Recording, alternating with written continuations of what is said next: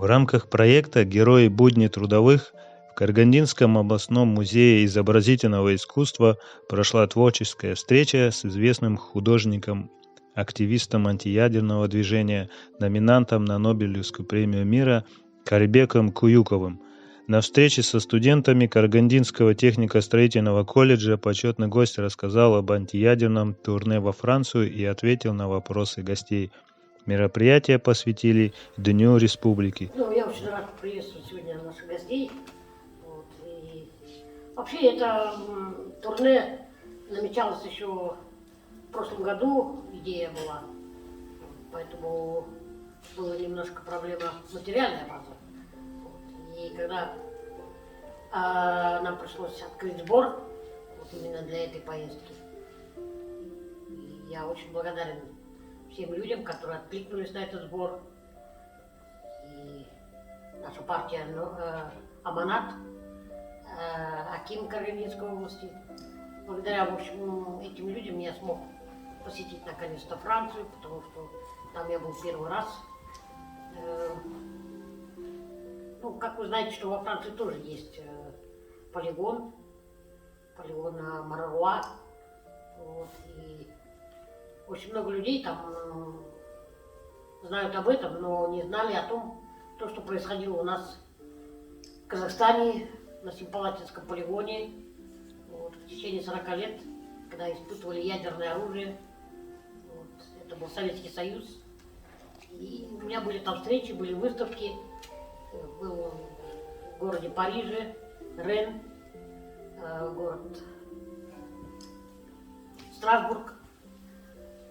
И ко мне подходили люди и говорили, что они даже не знали, что у нас в Казахстане вот такое было. Что меня, конечно, очень удивило.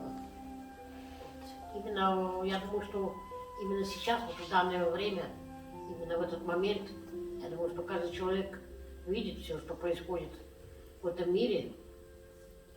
И та ситуация, которая накалилась уже до того, что президенты стали уже угрожать ядерным оружием, поэтому мы должны об этом думать.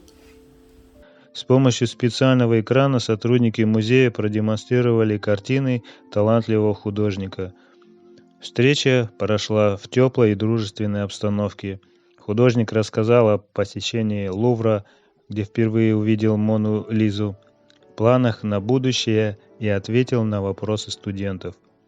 Во-первых, эту картину так не подпускали к ней, она была заграждена, и сотрудники музея разрешили мне приблизиться к ней, они меня пропустили, я прям стоял перед ней.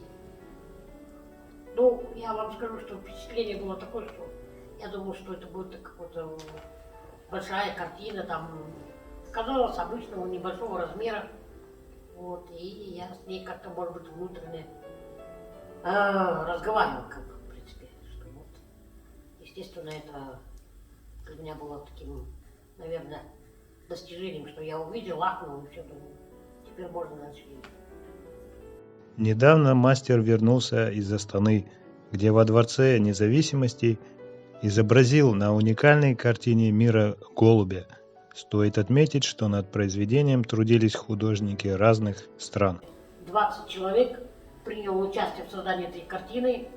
Это были известные артисты, бизнесмены, очень много известных людей с России, с разных стран участвовало в создании этой картины. Даже был известный артист Жан-Клод Ван Дам. Правда, он приехал после того, как я уже уехал из Дубая. И одну из моих работ ему подарили, одну мою картину. Он даже сделал такое видео обращение ко мне лично. И буквально 2 недели назад эта картина была в Нью-Йорке, в ООН, там, в здании ООН на 3-м этаже. В этом году выделили специально такой зал именно для Казахстана. Это будет теперь постоянный наш зал, там будут проходить постоянные экскурсии. И нам дали в первую очередь этот зал и сказали, оформите сами. И, естественно, наши в первую очередь показали историю нашего Семипалатинского полигона.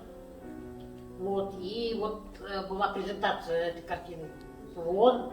И буквально вот когда происходил саммит в Астане, вот первыми у нас в Казахстане увидели вот эти президенты, которые были здесь в Астане. И потом мне сказали, чтобы я нанес последний штрих к этой работе. Вот, и я подумал, что голубь мира — это вот то, что нужно нам сейчас. Я думаю, что это актуально. Вот, я нарисовал вот этого голубя. Сотрудники музея вручили студентам книгу-альбом «Обнимаю вас сердцем. Творчество и деятельность Карибека Куюкова», изданную в рамках программы Рухани Жангаро, рассказывающей о творчестве и общественной деятельности художника, активиста антиядерного движения, почетного посла «Атом». Этот музей всегда является родным. Вот, и очень, конечно, тяжело видеть, что до сих пор в этом здании, мы сколько уже в прошлом году, сколько просим, не можем добиться. Вот.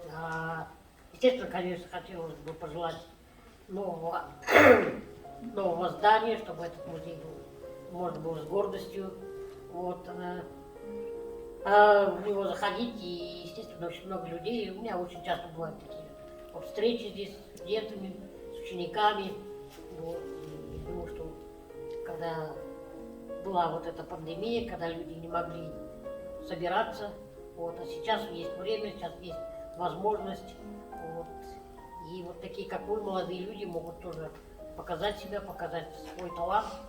Вот. Я надеюсь, что у меня, да, здесь будет тоже выставка, вот, поэтому я хотел всегда кланяюсь работникам этого музея, вот, поэтому для меня, естественно, это как родной дом тоже.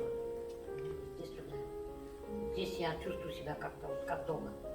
Вот. Я помню первые мои работы, кстати, да, 2 работы я когда-то 30 лет назад, Наталью Ивановну привез сюда, оставил ей и сказал вот, на продажу. Вот. И буквально через полгода она мне позвонила. В то время еще, кажется, у нас рубли были, даже не помню, когда мы еще на тенге не перешли. Позвонила, сказала, что твои 2 работы ушли в Германию. Вот, и для меня это было, конечно, неожиданным.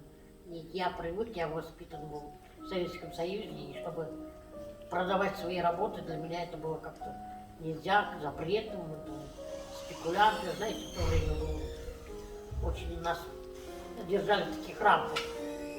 Поэтому в любое время я приходил в этот музей, я считаю, что здесь человек есть человеку возможность показать себя, показать свои какие-то идеи.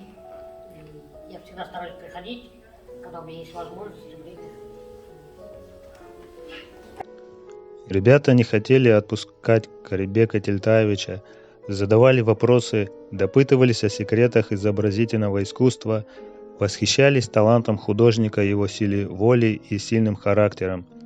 Животворное семя искусства, брошенное на восприимчивую почву молодой любознательности, безусловно, даст свои плоды. Конечно же, данные творческие встречи будут еще много раз проводиться в Карагандинском областном музее изобразительного искусства.